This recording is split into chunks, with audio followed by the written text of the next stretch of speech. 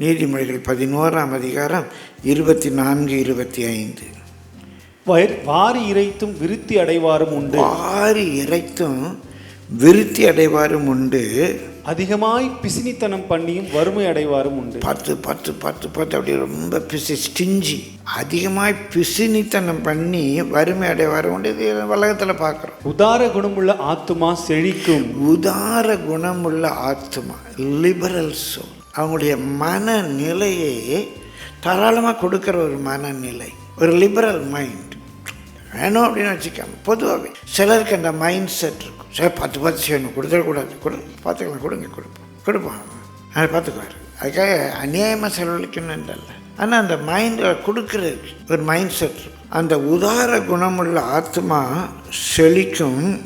எவன் தண்ணீர் பாய்ச்சுகிறானோ அவனுக்கு தண்ணீர் பாய்ச்சப்படும். எவன் தண்ணீர் பாய்ச்சுகிறானோ அவனுக்கு தண்ணீர் பாய்ச்சப்படும். யார் மற்றவங்களுக்கு பிளெஸ்ஸிங்ஸ் கொடுக்குறாங்களோ அவங்களுக்கு பிளெஸ்ஸிங்ஸ் வருமா? கொடுங்க, அப்பொழுது உங்களுக்கு கொடுக்கப்படும். எப்படி கொடுக்கப்படும்? அளந்து சரிந்து அமைக்கி குலுக்கி சரிந்து விழும்படிக்கு மனுஷவங்க மடியில் கொட்டுவாங்க.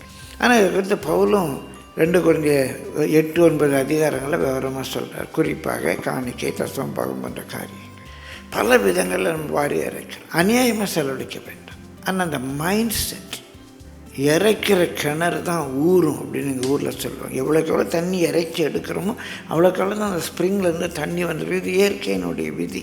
பிரியமானோட நம்ம நெல் மூட்டையை வீட்டில் கட்டி வச்சுருந்தோன்னா விளைச்சல் வராது.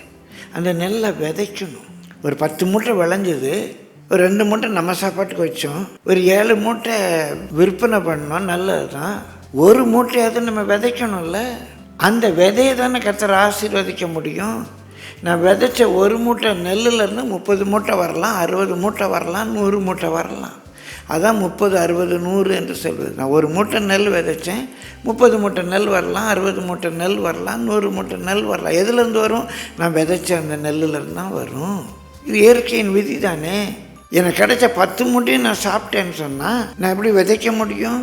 எப்படி கர்த்தரை ஆசீர்வதிக்க முடியும்? விதையை யோசித்து பாருங்கள். நம்ம மைண்ட் செட், எதை நம்ம விதைக்கிறோமோ அதில் தான் கர்த்தர் நம்மை ஆசீர்வதிக்கிறோம். நீதியின் விளைச்சலை கர்த்தர் வர்த்திக்க பண்ணுவார். நம்ம விதைக்கிறது அவருடைய நீதியின்படி இருக்கும்.